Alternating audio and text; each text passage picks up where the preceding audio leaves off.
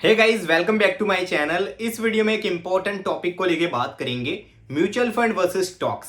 जब कोई भी मार्केट में आता है तो उसके लिए सबसे बड़ा सवाल होता है या फिर डाउट होता है, स्पेशली फॉर द बिगिनर्स जिन्होंने मार्केट को इतना एक्सपीरियंस नहीं किया। उनके लिए सबसे बड़ा डाउट होता है कि म्यूचुअल फंड्स के अंदर जाए या फिर स्टॉक्स के अंदर डायरेक्ट इन्वेस्ट करे। देखो, ये जो टॉपिक है ना, वो काफी ज्यादा वास्ट टॉपिक है। इसके ऊपर एक अकेला मेरा ओपिनियन इतना ज्यादा मायने नहीं रखता। सबके लिए ये चीज सब्जेक्टिव होती है, लेकिन मेरा जो एक्सपीरियंस है वो आपके साथ शेयर करूंगा और मेरे जो व्यू है वो आपके साथ शेयर करूंगा। अब देखिए दोस्तों, एक चीज सबसे पहले आप लोगों को एक्सेप्ट करनी पड़ेगी आगे जाने से पहले, कि अगर आप लोग म्यूचुअल फंड में जाते हो तो वही सेफ सिनेरियो आपको लेके चलना है कि आप एग्रेसिव रिटर्न्स वहां पे नहीं बना सकते।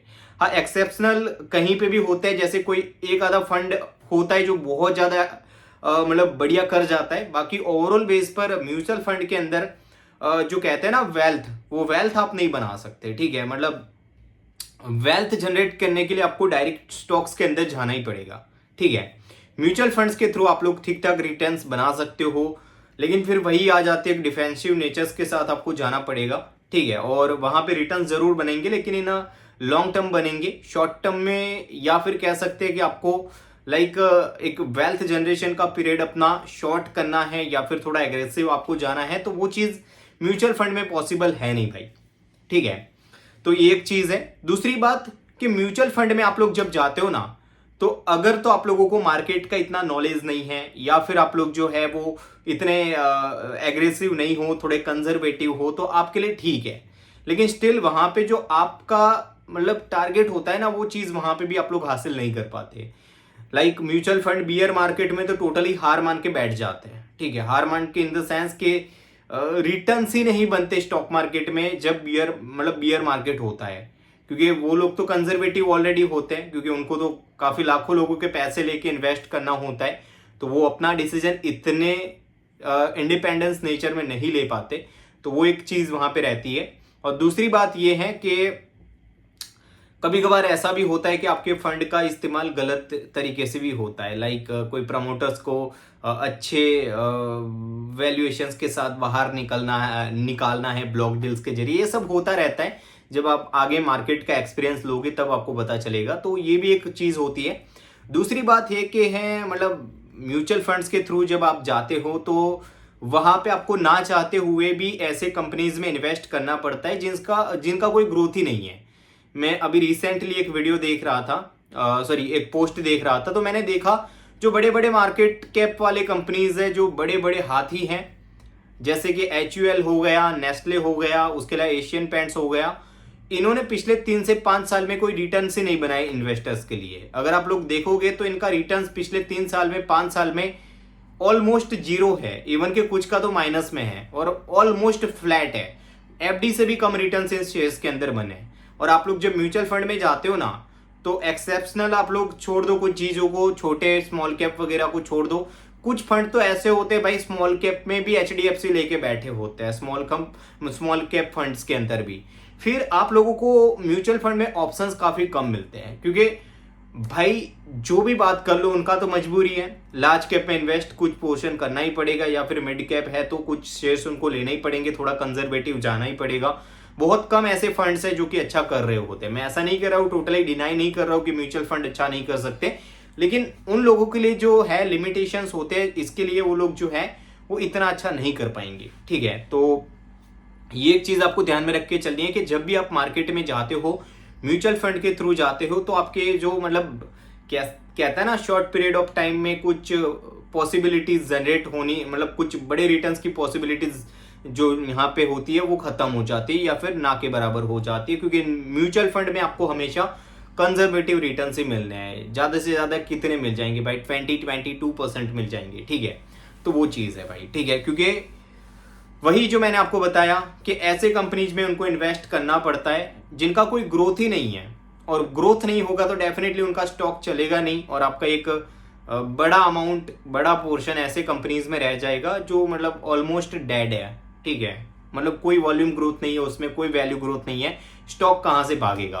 वही अगर सामने आप लोग डायरेक्ट स्टॉक में जाते हो, अपना अच्छा रिसर्च करते हो, सीखते हो चीज़ों को, मान लो दोस्तों आप लोग 25-26 साल के हो और आप लोग सोच रहे हो 50-60 साल बाद में रिटायर्ड हो जाऊंगा, 10,000 का SIP करूँ मंथली, 5,000 का SIP करूँ मंथली। तो ये जो माइंडसेट है ना, काफ़ी कंजर्वेटिव माइंडसेट है और आगे जाके जो है वो आपको ये माइंडसेट कभी भी लाइफ में बड़े लेवल पर नहीं ले जाएगा, ठीक है, क्योंकि आप अभी से कंजर्वेटिव बन रहे हो। भाई मार्केट में आ रहे हो तो अच्छे रिटर्न्स के लिए आओ, वरना मत ही आओ, ठीक है। आपका मोटिव होना चाहिए कि मुझे अच्छे रिटर्न्स बनाने मार्केट में। ये सोच के आओगे कि भाई कंजर्वेटिव जाना है मेरे को इतना ही चाहिए, ये वो सब चीजें तब होती है जब आपके पास एक बड़ा कैपिटल आ जाए, ठीक है। जब तक नहीं आया है तब तक मार्केट में आपका बड़े पॉसिबिलिटीज वाले गेम खेलने का जो है वो हमेशा एक व्यू होना चाहिए। वो कहता है ना हर्षद मेहता कि हम लोगों की प्रॉब्लम ही यही है कि हम साला बड़े लोगों की गेम में घुसते ही नहीं है, बाहर से बैठ के देखते ही रहते हैं। हाँ, नुकसान होगा आपको इनिशियली, बहुत ज्यादा पैसे भी आपके हो सकते हैं, मतलब मार्केट ऐसी चीज है आपके पैसे लेकर ही आपको सिखाएगा। बड़े से बड़ा इन्वेस्टर्स भी यहाँ पे गलतियां करता है। मैं अलग अलग मैनेजर्स का, जब फंड मैनेजर्स जिन्होंने बहुत एक्सीलेंट किया है, चाहे विकास खेमानी हो, उसके अलावा अगर बात करें तो अपने सुनील सिंघानिया हो, या फिर अपने बात करें तो कोई भी फंड मैनेजर हो जिन्होंने बहुत अच्छा किया है अपने इन्वेस्टर्स के लिए, उन्होंने भी बड़ी बड़ी गलतियां की हुई है। और बड़े इन्वेस्टर जैसे कि एश इन्वेस्टर्स की मैं बात करूं तो जैसे अपने विजय केडिया हो गए, राकेश झुनझुनवाला हो गए, तो इनसे भी गलतियां हुई है, लेकिन इन्होंने सीखा है भाई मार्केट से और आगे जाके एक इंसान वेल्थ इन्होंने बनाई है। तो अगर आपको भी उस लेवल के ऊपर जाना है या फिर आप लोगों को एक सक्सेसफुल इन्वेस्टर बनना है तो मार्केट में आके ही आपको सीखना पड़ेगा। म्यूचुअल फंड के थ्रू आप लोग वही है 10-15% अपना घिसा पिटा रिटर्न बनाओगे। सामने अगर डायरेक्ट आप लोग स्टॉक्स के जरिए जाते हो तो आपका रिटर्न हो सकता है 200%, 300% बन जाए in a short period of time, अगर आप लोगों ने अच्छे से इन्वेस्ट किया है तो। चीजें अगर आपको आती है, आप लोग ट्रैक करना जानते हो तो। फिर ऐसा नहीं कि कोई भी रैंडमली कहीं से भी नाम उठा के पढ़ लिया और फिर आप लोग कहते हो कि मेरे ये कंपनी क्यों नहीं बढ़ती, ये कंपनी तो मैंने सस्ते में खरीद ली थी, क्यों आगे नहीं बढ़ रही है। भाई ग्रोथ ही नहीं है उस कंपनी में, वो कंपनी अच्छा नहीं कर रही है, वो कंपनी का मैनेजमेंट क्या कह रहा है वो भी आपको पता नहीं है, तो कैसे एक्सपेक्टेशंस आप लोग रख रहे हो कि मेरा रिटर्न्स बनेगा, ठीक है। तो मेन थिंग इज दैट कि आपको खुद से एक्शंस लेने पड़ेंगे। क्वार्टरली जो कंपनीज के रिजल्ट्स आते हैं उनको आपको एनालाइज करना पड़ेगा, उनके कॉन कॉल्स को पढ़ना पड़ेगा, वो जो भी रिजल्ट्स लेके आते हैं उनको एनालाइज करना पड़ेगा, स्टेप बाय स्टेप उनको ट्रैक करना पड़ेगा, और उनमें से कंपनीज कोई अच्छा नहीं कर रही है तो वहां से आपको निकलना भी पड़ेगा। काफी सारे लोगों का ईगो होता है। मेरा ही अभी दोस्त एक था, उसका भाई एक मैंने लिटरली देखा भाई, ज्यादातर जो स्टॉक्स है ना ये मतलब अक्टूबर से पहले तो मार्केट हाई पे था, तो उन्होंने उन भाई साहब ने वहीं पे इन्वेस्ट कर दिया था उससे पहले, और उसके ज्यादातर जो स्टॉक्स थे वो 70%, 80%, 50% ऐसे डाउन थे। अब देखो भाई, जो बुल मार्केट हुआ अक्टूबर 2023 से 23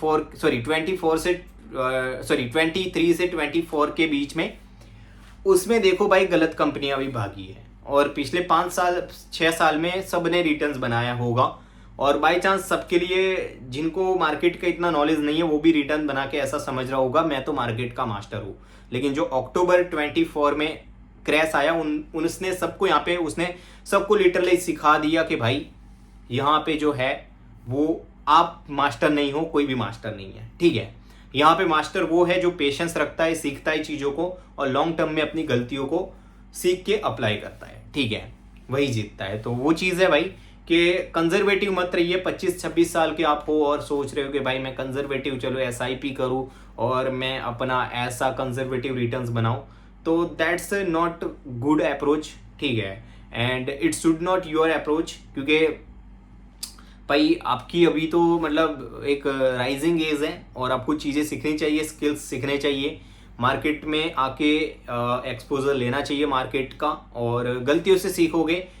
नुकसान जो बंदा नहीं कर पाएगा या फिर नुकसान से जो बंदा डरता है वो मार्केट में टिक ही नहीं पाएगा। ये एक फाइनल चीज़ है जो मैं आपको बता रहा हूँ, ठीक है।